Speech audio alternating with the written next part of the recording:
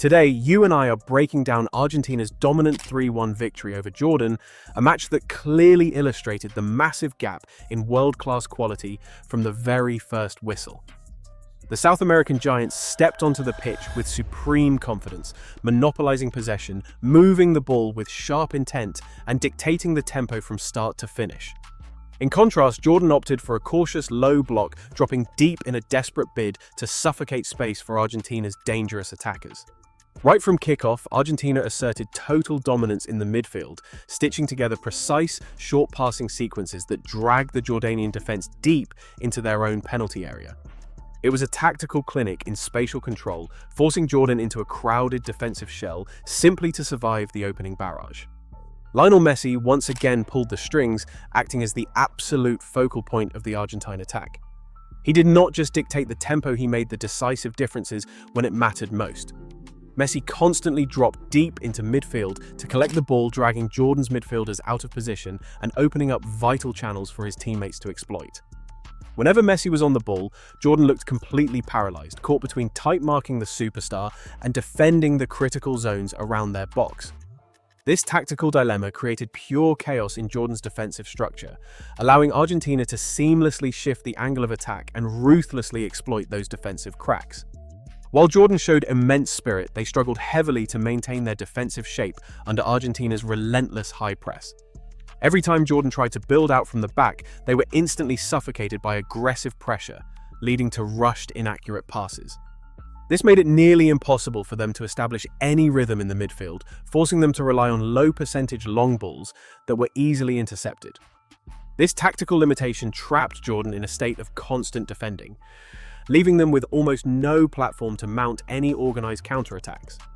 The opening goal for Argentina felt inevitable, a direct product of the crushing pressure they applied from the first whistle, highlighting the massive gulf in class in the final third. Once ahead, Argentina refused to take their foot off the gas, maintaining absolute control over the tempo and starving Jordan of any opportunity to regroup. This is exactly how elite teams kill off matches, showing the emotional maturity to dictate the rhythm rather than getting dragged into a chaotic transitional battle.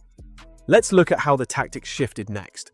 Jordan was forced to push higher up the pitch to search for an equalizer, which inadvertently left massive gaps behind their backline.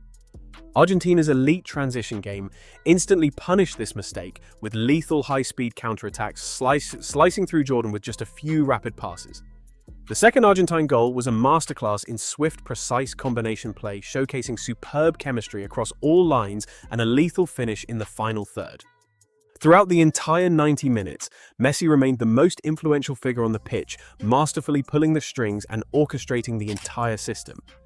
Whenever Argentina needed to take the sting out of the game, Messi held up play, and when they needed to strike, he was the chief instigator.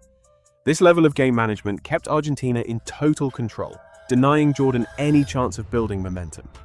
On Jordan's side, Mousa Al-Taamari stood out as their brightest spark, constantly trying to force the issue with direct explosive dribbles and quick counterattacks.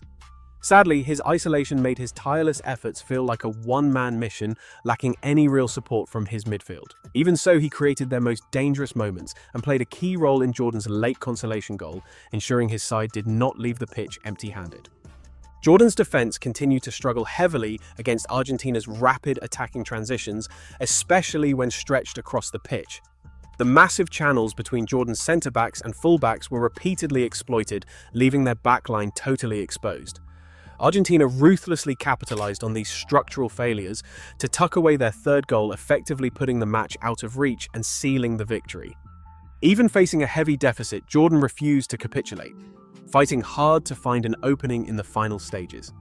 Their persistence eventually paid off with a consolation goal following a sharp counterattack that caught the Argentine defense slightly asleep. However, while this goal provided a late emotional lift for the underdogs, it did nothing to change the overall outcome of the match. In the dying minutes, Argentina maintained total game control, refusing to rush their attacks while still posing a threat on every advance. Messi continued to pull the strings, helping his side lock down the tempo and minimize any late risks. This level of composure proves that Argentina's strength lies not just in their star-studded attack, but in their complete tactical mastery over the entire 90 minutes. With the final whistle sealing a 3-1 victory, the contrast in both individual quality and tactical system execution was clear. Argentina demonstrated complete superiority in every department, from possession and pressing to transition play and clinical finishing. Despite the loss, Jordan can take away crucial tactical lessons on how to organize their defense, beat the press, and improve their build-up play against elite opposition. If you found this tactical analysis valuable, hit that like button, share, and subscribe to our channel so you never miss the latest Football Insights match predictions and World Cup 2026 updates. Your support helps us keep bringing you high-quality analysis as we march closer to the big tournament.